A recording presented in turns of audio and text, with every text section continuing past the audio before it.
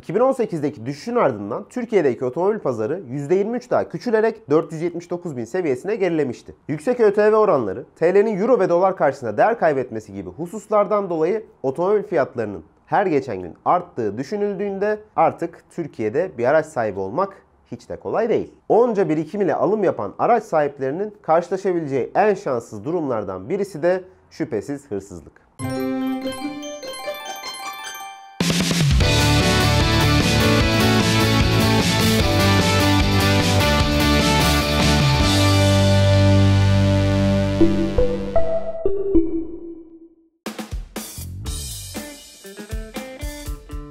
Neredeyse her köşe başında güvenlik kamerası olması, otomobillerdeki immobilizer gibi donanımlar ve buna benzer teknolojik yenilikler hırsızların önüne geçse de günümüzde maalesef hala oto hırsızlığı can yakmaya devam ediyor. Biz de Petronas ile Bilgin Olsun'un bu bölümünde oto hırsızlığında en sık görülen 5 yöntemi ve bunlara karşı alabileceğiniz önlemleri derledik. İstanbul gibi kalabalık metropollerde en çok karşılaşılan trafik cezası türlerinden birisi de 2020 yılında 132 lira ücreti olan yanlış park.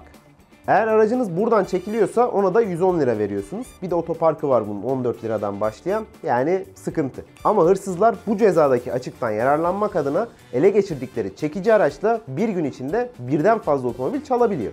Eğer aracınız çekilirken durumu gördüyseniz müdahale etme hakkınız var. Çünkü o zaman çekiciye binmediğinde aracınız yalnızca cezayı ödüyorsunuz. Ve aracınız çekilmiyor, siz kendiniz kaldırıyorsunuz oradan. Aracınızı çeken hırsızlarsa çekici plakası ve araç markasını alarak hemen polise başvurmanız gerekiyor.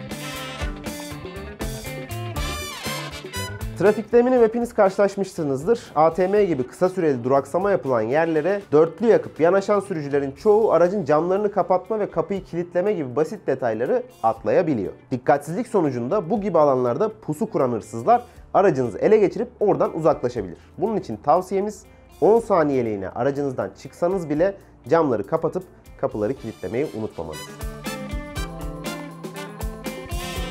Organize işlerde bunun bir sahnesi vardı, hatırlarsınız. Çark çal taktiği, organize oto hırsızlık çetelerinin kullandığı bir yöntem. Ne yapıyorlar? Ufak çaplı bir kaza tezgahlıyorlar ve bunlar birden çok kişiler. Sürücünün dikkati dağılıyor, araçtan çıkması sağlanıyor.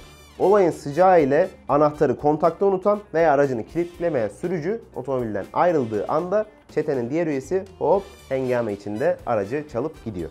Bu yüzden küçük kazalarda paniğe kapılmadan öncelikle sakin olmanız lazım. Eğer kaskonuz varsa zaten durumu tutanağa işleyip anlaşmalı kurumlara gitmeniz yeterli olacak.